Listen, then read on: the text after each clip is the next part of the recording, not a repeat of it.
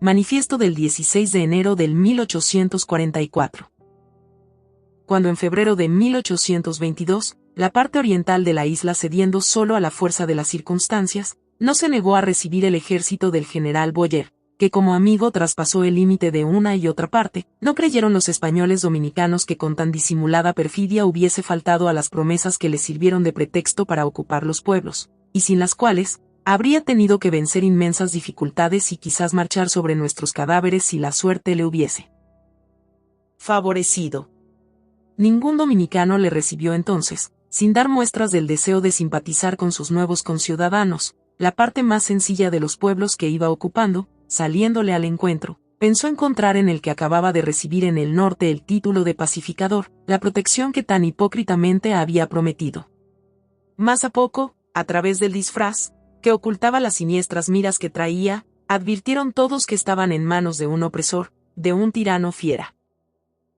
Al entrar a la ciudad de Santo Domingo entraron con el de tropel, los desordenes y los vicios.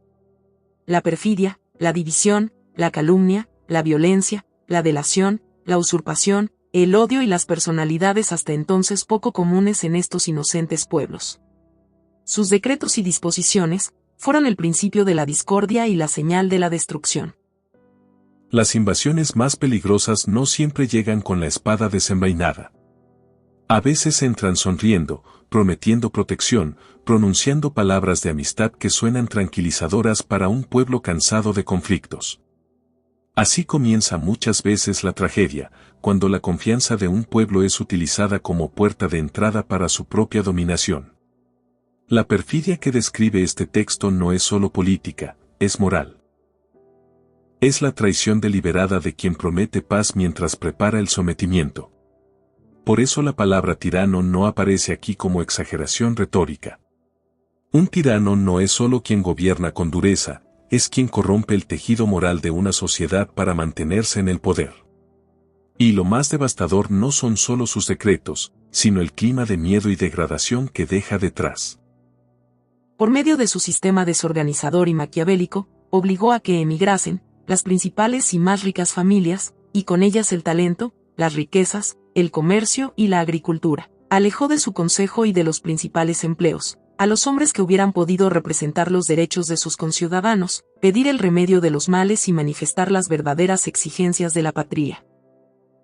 En desprecio de todos los principios del derecho público y de gentes, redujo a muchas familias a la indigencia, quitándoles sus propiedades para reunirlas a los dominios de la República, y donarlos a los individuos de la parte occidental, o vendérselos a muy ínfimos precios.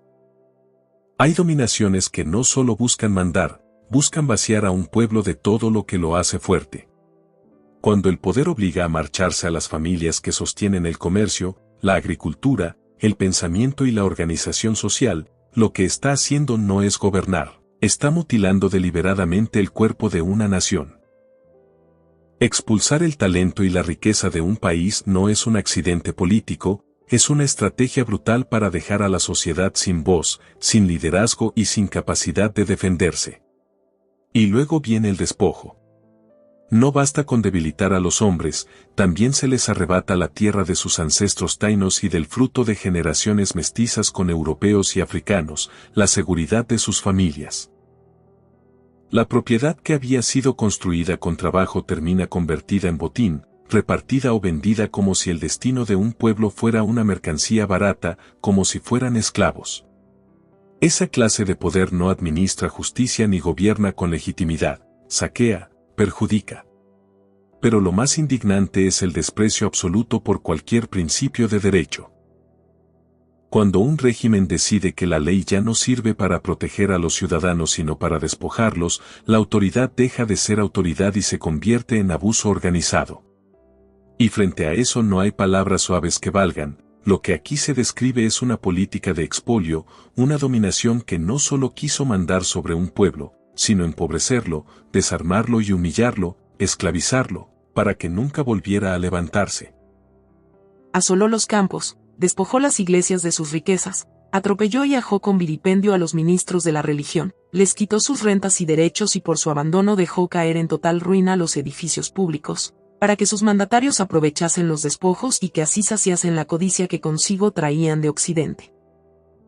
Más tarde, para dar a sus injusticias una apariencia de legalidad, dictó una ley, para que entrasen en el Estado los bienes de los ausentes, cuyos hermanos y parientes inmediatos aún existen sumergidos en la miseria. Todavía no satisfecha su avaricia, con mano sacrílega atento a las propiedades de los hijos del Este, autorizó el hurto y el dolo por la ley de 8 de julio de 1824. Prohibió la comunidad de los terrenos comuneros, que en virtud de convenios y por utilidad y necesidad de las familias, se habían conservado desde el descubrimiento de la isla, para aprovecharlas en favor de su estado, acabar de arruinar la crianza de animales y empobrecer a una multitud de padres de familia.